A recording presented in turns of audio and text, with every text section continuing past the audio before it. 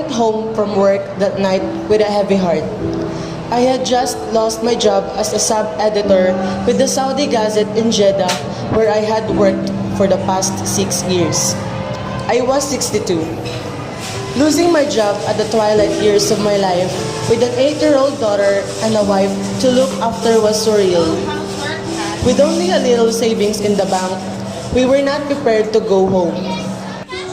Though shattered, I told my wife about the tragic news as calmly as I could. Don't be alarmed, hon. I get fired from my job, and we need to go home by the end of the month. What? Why? How? My wife, who quit her job to take care of our daughter when the child was born in 1997, wasn't convinced and pleaded me to look for another job, any job as a lifeline until we could move. Don't you worry, hon. I assured you that I could still work as a sub-editor in Manila. And with our modest savings, you could open a bigger store than what we used to have back home before I went to work in Saudi Arabia, hon. How about a dream of New Zealand? As I always do in my trying times, I prayed for divine guidance and later asked my editor-in-chief to allow me to look for another job instead of sending me home. Sir, I need this job. I need this job for my family. Sir, please do some ways. I didn't have any choice. Instead of sending you home, just gonna allow you to find another job. I'm just so sorry, bro. After failing to get a job with the Arab News, the only other English newspaper in Saudi Arabia, I discovered that I could hardly find even an ordinary office job.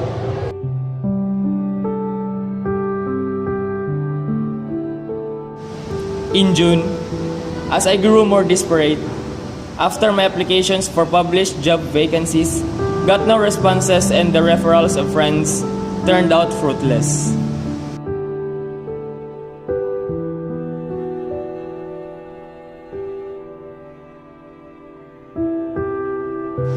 What happened next is the series of coincidences. It turned out that also my wife failed to get a job she had applied for on the same day.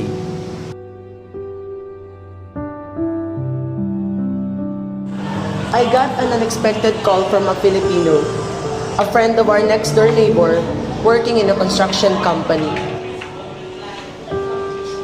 I got interviewed and was asked to report for work as soon as I could wind up my job at the Gazette. Good morning, ma'am. I would like to apply a certain job. This is my curriculum vitae. Position would you like to apply for?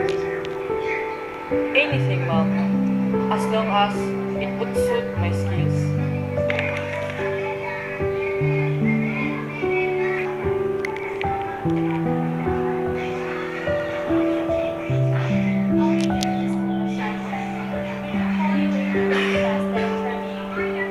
I prayed to Jesus to touch the heart of Princess Boss, who was still at his office with Frances at that time. About 30 minutes after we said our prayers, my cell phone rang. It was Francis, telling me his boss assigned my work contract at last. Lord, I don't understand all of this, but I trust you. Please, don't leave us in the midst of this crisis.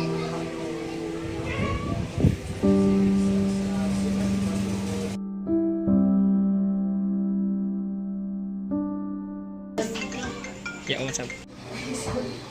Casiano, our boss had a change of mind. He was reconsidering hiring you if you would accept a lower pay. Yes! Thank you, Lord. Thank you.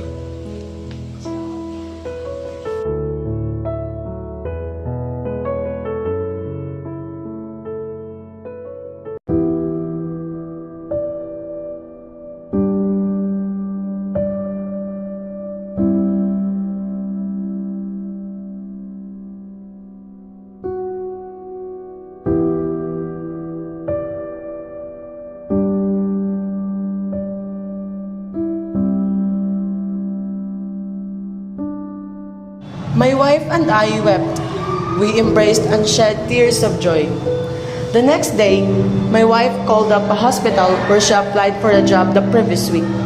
She was told to go there to sign her contract. We got our jobs a few days apart in August.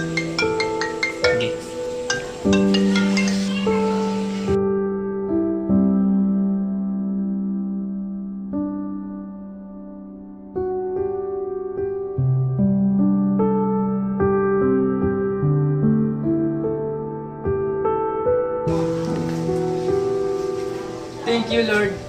Thank you so much.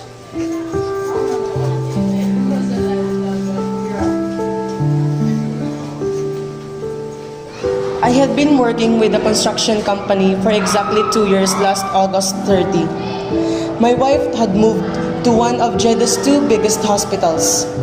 Although we do not see any silver lining to our dream of moving to New Zealand, we take the biblical advice in Proverbs, "Be still and know that I am Lord."